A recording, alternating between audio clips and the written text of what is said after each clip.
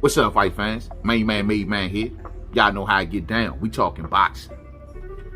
The thing is, man, I'm hearing word on the curb is that Shakur Stevenson and Jamel Herring has agreed to terms, and it look like that they're gonna be fighting sometime possibly around October the 23rd or maybe even November.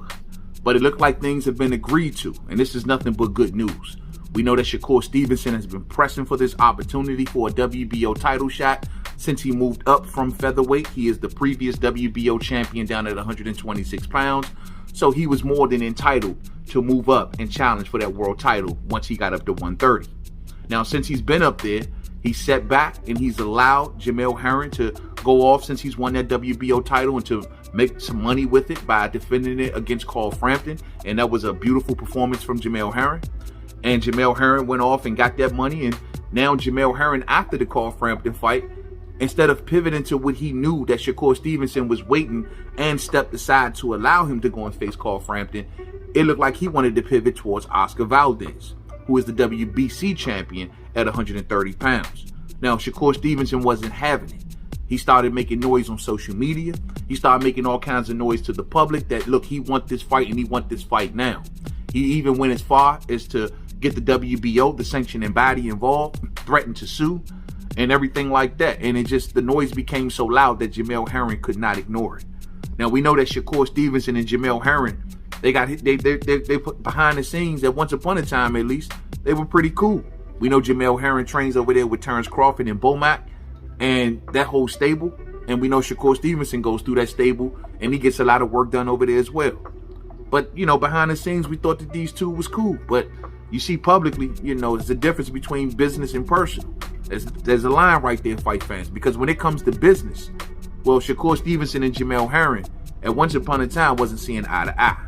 Jamel Herring then, you know, he thought about it, and after that, I couldn't get that, you know, the noise came so loud from Shakur, and the pressure came from the WBO, in which they ordered the fight between Shakur Stevenson and Jamel Herring. Well, Jamel Herring was pretty much forced to the table. Jamel Herring came back to the table, and here we go. Now, the way this was all going, we thought that pretty much that, like I said, behind the scenes, they're cool, so negotiations should be all straight. Not to mention, both of them are promoted by Bob Arum and Top Rank, so it shouldn't have been a problem. But they didn't get a deal done immediately. And then eventually the WBO ordered the fact that if they didn't get the deal done by a certain amount, by the August 9th date, then a purse bid would be initiated. And if the purse bid becomes initiated, get this, fight fans, 63% would go to Shakur Stevenson, who's the challenger, and 37% would have went to the champion in Jamel Herring if it would have went to purse bid. And that's because the WBO is invoking the same type of rule that they're doing against Shawn Porter and Terrence Crawford in their situation, which got Shawn Porter 40% of the purse if it goes to purse bid. And they're doing the same thing here, where they're comparing the last three purses of the fighters, and they're using that to determine who gets the highest split. This is a special clause that the WBO holds in their bylaws. Now, I know what a lot of people might say. Y'all might say, but look, man, that ain't cool because he the challenger or whatever. But look, man, Jamel ain't want to play fair. Jamel Herring tried to run out the door.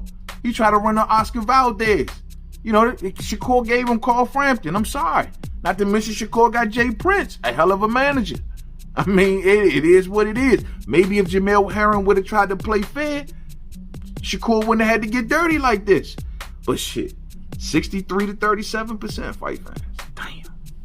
They choose to enforce this, I guess, out of the blue, pretty much whenever they want. You know what I'm saying? I mean, never really heard much about this rule in the earlier days, but then again, in today's era of boxing, we're more engaged on the business side of boxing than ever as boxing fans. So I guess we're paying attention. We see that this law exists in the WBO's bylaws, and they choose to exercise it here. So Shakur Stevenson, as the challenger, would have walked away with the lion's share of the purse if it would have went to purse bid. So now the reports are coming out that these two have agreed to terms. That means it will not go to purse bid. And Shakur Stevenson, I would think, through these negotiations, possibly walked out with the lion's share here. I mean, if not, he could have just allowed it to go to purse bid and still got, what, 63% of the purse. Now, Jamel Herring is a tough fighter, and this is not going to be a slouch for Shakur Stevenson. Jamel Herring has a good resume on him. He's been putting in a lot of good work. Quote Carl Frampton at the end of his career, but still got the job done. You know what I'm saying? That's a fight that Shakur would have loved to have. And Jamel has been fighting his ass off since he went over there and retooled with Bomac and got with that stable. Man, they've been having him on the winning track. Now, in this situation though with Shakur, the one thing that I can't get away from, fight fans, is the fact that Shakur was real bullish in this situation. Like, he has been really stalking Jamel Herring, and he's been really in Jamel Herring's face. We seen the little public antics they tried to do to kind of gin up the fight. Shakur kind of popping up and popping in on Jamel Herring while he eating or chilling with his peoples, you know what I'm saying? Jamel was a little taken back by it, like, you know, where's all this coming from type stuff, but Shakur wanted to be known. I'm coming at you with a main street, you know what I'm saying? And I'm coming for that world title. See, this is how champions gotta move. We might be friends, but this is business. I need that belt around my waist. So right now, we ain't friends, and I'm coming smack at you. And Shakur ain't making no secret of that, you know what I'm saying? And I'm noticing that Jamel, he's a humble type dude. And just because you don't see him talking all rah-rah, that doesn't mean like he's scared or nothing like that. I mean, he's a former Marine. You know, he's a class act. So, you know, when it comes to stuff like that, maybe personality-wise, he's just a more humble of a guy. He's a damn good fighter. No ifs, ands, or buts about it.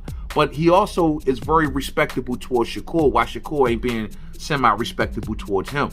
And he talking nice towards Shakur, and he's saying how good Shakur really is. And I'm sure that these two have seen each other a lot of times, possibly sparred each other quite a few times behind the scenes. It's almost as if Shakur knows something.